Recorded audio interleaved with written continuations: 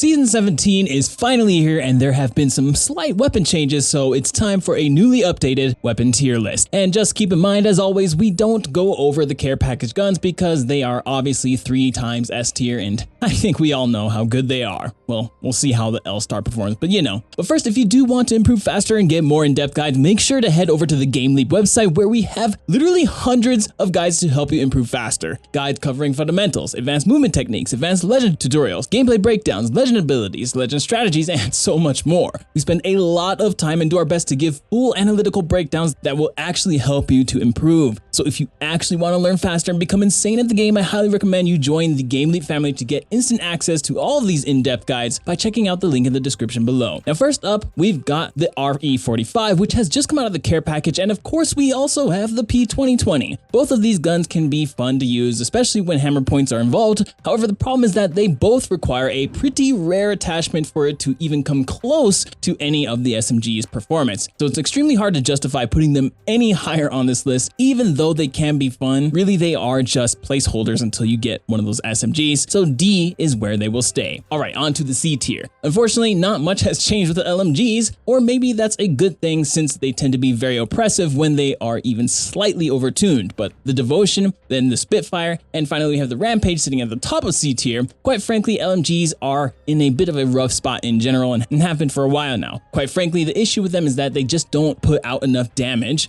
even though they are easy to use, and the Devotion puts out a good amount of damage, but it's difficult to use and eats up a ton of ammo. So you just can't, there's no balance with these. Really, one of the benefits of LMGs is that they have a very high damage per magazine, allowing you to either kill multiple targets with a single mag easier, or to really just kind of outshoot your enemies. Like you just keep shooting until they run out of ammo, and then you shoot them some more until they're dead because they're busy reloading. Yeah, that's kind of what LMGs are. But as players improve, especially with the new firing range changes being here, aiming becomes less and less of a problem for many players out there, so that strategy starts to go out the window. So you really are just better off using an assault rifle, which gives you the best of all worlds. Decent damage, decent mobility, and decent handling. Alright, on to B tier. First off, we've got the longbow, which for a long-range weapon, it is a decent performer, but it falls behind other long-range options due to having a very slow fire rate for the amount of damage it outputs. It just feels very clunky. But with that said, it can somewhat be fixed by utilizing a skull piercer, but that requires you to get the attachment, and you have to be more accurate to even get the value out of it because you have to hit headshot. The longbow during a ranged meta is a good option and is viable, but again, it's just too clunky and difficult to use compared to some other ranged weapons, and that is why it still sits in B tier. Next up is the alternator, and this is a fun gun to use, but the problem is that it simply does not output enough damage to justify taking it over any of the other SMGs, period. Yes, it has a high damage per magazine, but the Prowler is higher and pretty much better in every other way, minus the fact that it is a burst weapon, which someone might even say that's a benefit. One day, I hope the Alternator will get a buff. You know I want it more than anybody, but today is not that day. So B tier you go. Next, we've got the Havoc. This gun used to be incredibly strong when you got the turbocharger, but the recent nerf definitely has taken it down a peg. Granted, you can still get the maximum damage benefit without the turbocharger, but that means you need to be seasoned with the timing, which isn't the easiest thing to do unless you use it all the time. If you are playing ballistic and you pop your ultimate, this may become A or even S tier, but overall the Havoc remains in B tier for all the other legends. Next, we've got the Mozam Cheekies. This is actually a very fun gun to use, especially when you have all the attachments, but that's the problem. You gotta have all the attachments. I mean, even without the attachment, it still works really well. However, it isn't the easiest weapon to use and simply doesn't compare to the other shotguns in terms of one-tap burst potential, which is really what shotguns are for. I will say though, if you are a Maggie main, this weapon is A tier as it does grant you full straight speed, which is absolutely insane. Now the next one is very fun to use, and that is the Sentinel. The reason it's so fun is because it's the only ground loot bolt action sniper, and it gives those old Call of Duty vibes, and it does a ton of damage when it is charged with a shield cell. Previously I had this in A tier because of all the buffs it received, but it has now been placed in the replicator, so it automatically loses a point in spiciness. We need those crafting materials to get our dead Wraith teammates banner, if they haven't left already, that is. Next up is the Triple Take, and it's got quite a few buffs this season, increasing the projectile size, improving the hipfire spread, tightening the bullet pattern when fully choked, and the purple mag getting an increase to a max of 10 instead of 9. Overall, this should help a ton with the consistency issues and should make it much easier for people to use, but it does not affect its overall throughput in any way.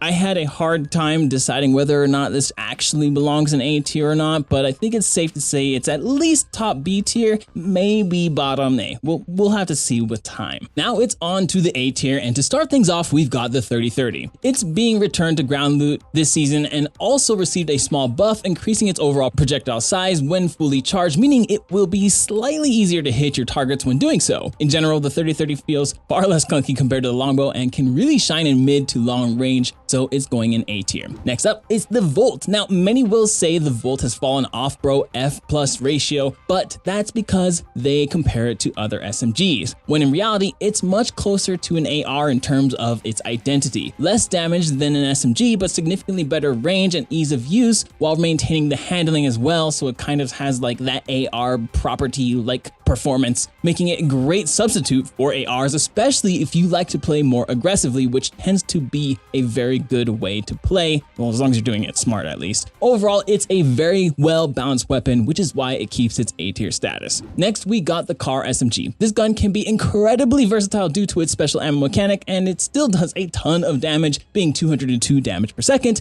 Honestly, it's always a great close range option, but still falls behind the R99 in many cases, so it will stay in the A tier. There's really not much else. The car hasn't really changed that much. All right, now we've got the Mastiff. Now, the problem with the Mastiff is that it does seem to have a little trouble with getting consistent burst shots compared to the PK, and that's really what you're trying to accomplish when using shotguns. Finish off a low health player with a quick burst, but the Mastiff's awkward spread makes it hard to achieve that sometimes, so even though it does have the benefit of a consistent fire rate, it still has issues with consistency overall, and that's why it's still sitting in A tier. But if this is your preferred shotgun and you can hit those shots, then this likely will be S tier for you. All of the shotguns are pretty even in terms of viability. It mostly just depends on what works best for you. And now we've got the G7, and I will say it just as I said it the last time. It has a very high ammo capacity for a marksman rifle and has the fastest fire rate, as well as being very easy to use, and it uses the most common ammo type. It's extremely forgiving and does a lot of damage quickly when hitting those successive shots, so it easily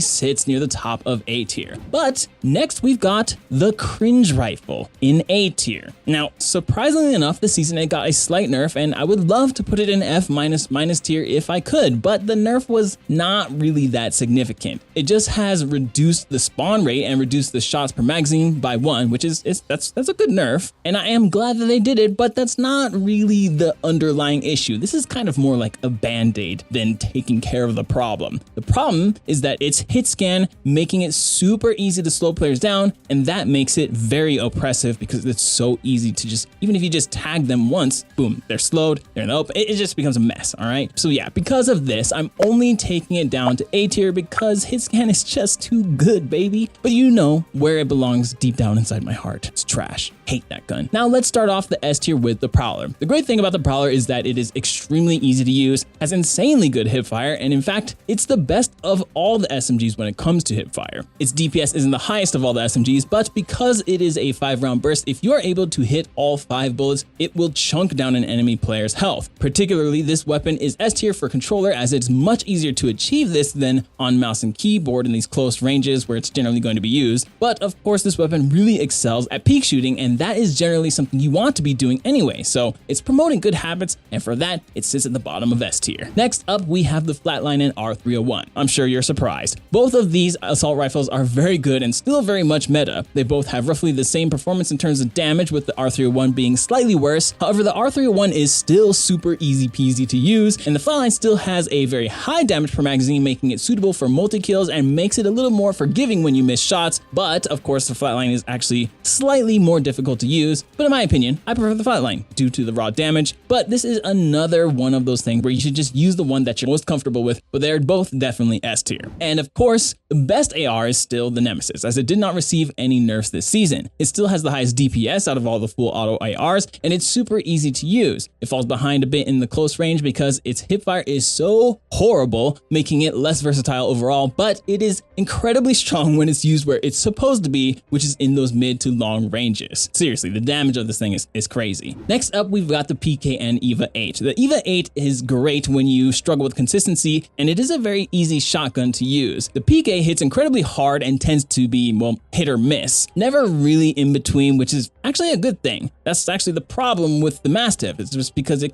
just kind of is everywhere. But as long as you can hit your shots with the PK, you are going to be rewarded well for it. Really, it just comes down to the damage output combined with the spread powder, making these two sit at the top of all the shotguns. But of course, we can't forget the Wingman. We all love it, we all miss with it. So then we actually hate it, but we actually just hate ourselves because of it. Yeah, it's that gun. Probably the most versatile of all the guns in the game, and it is super fun to use. Or super depressing if it's 5 minutes after you hit the most insane shots with it, so now all of a sudden you have no fingers for some reason. Either way, high risk, high reward, but incredibly versatile, Wingman remains in S tier. And of course, at the very tippy top of S tier is the R99. This thing's damage is actually scary, that being 216 DPS, or damage per second if you don't know. The next highest DPS SMG is the Car at 202, just for reference. Now, it did receive a very slight nerf this season, making it slightly less forgiving when you miss shots because they reduced the ammo capacity by 1, but it still has a higher damage per mag than before its recent buff, and it's still relatively easy to use after some practice, as well as having insane damage per second. I cannot stress that enough. If you ask me, that makes it pretty hard to put it anywhere else but at the top. Anyway, what did you think of this list? Do you agree? Let us know in the comments below. Okay, love you, bye.